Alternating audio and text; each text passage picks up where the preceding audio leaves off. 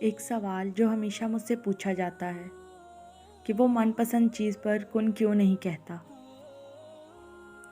ہم انسان ہیں نا، اس لیے یہ بات کبھی نہیں سمجھ سکتے کہ اس نے ایک لفظ کن کی کیا اہمیت رکھی ہے اور اس ایک لفظ کی کیا اہمیت ہے۔ یہ وہ لفظ ہے جس پر پوری کائنات بنا دی گئی اور ختم بھی اسی ایک لفظ پر کر دی جائے گی۔ تو پھر کیا اس لفظ کو ایسے ہی کہہ دیا جائے گا؟ نہیں، وہ کن تب کہتا ہے جب اپنے بندے کے لیے بہترین کا وسیلہ بنا دیتا ہے، اور کبھی کبھار وہ چاہتا ہے کہ میرا بندہ میرے لیے صبر کرے۔ کیا اس کا حق نہیں ہے کہ اس سے محبت جتائی جائے؟ کیا اس کا حق نہیں ہے کہ اس کے لیے تھوڑا سا انتظار کیا جائے؟ اور ایسا تو ہو ہی نہیں سکتا کہ جو خواہش تمہاری زبان پر ہر دعا میں رواں رہتی ہے وہ تمہیں نہ ملے۔ جانتے ہو وہ دعا کی توفیق دیتا ہی تب ہے جب اس نے کن کہنا ہو، ورنہ ہمارے آس پاس کتنے ہی ایسے لوگ ہیں نا جو دعا بھی نہیں مانگتے، صرف یہ سوچ کر کہ خدا نہیں سنتا۔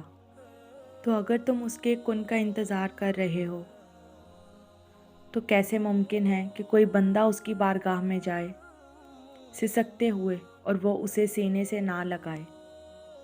سو بس انتظار کرو، وہ انتظار کرنے والوں کے لیے ہی معجزے کرتا ہے، اور تم خود اپنی دعاؤں سے ہی اپنا مقدر لکھتے ہو، اور تمہاری دعائیں ہی تم تک وہ سب لے آتی ہیں جو تمہارا نصیب بھی تمہیں نہیں دے پاتا۔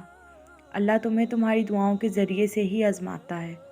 وہ تاخیر اس لیے کرتا ہے تاکہ تمہارا یقین دیکھ سکے۔ وہ تمہیں ناممکن کے وسوسوں میں الجھاتا ہے، اور اسی لیے الجھاتا ہے تاکہ تمہیں ممکن کی طرف اس کی جانب کھینچ کر لے آئے۔ اس کے سامنے تو پتے کی بھی ہمت نہیں ہوتی کہ وہ ہل جائے، تو پھر تمہارے ہاتھوں کا اس کے روبرو اٹھنا کیسے بے وجہ ہو سکتا ہے؟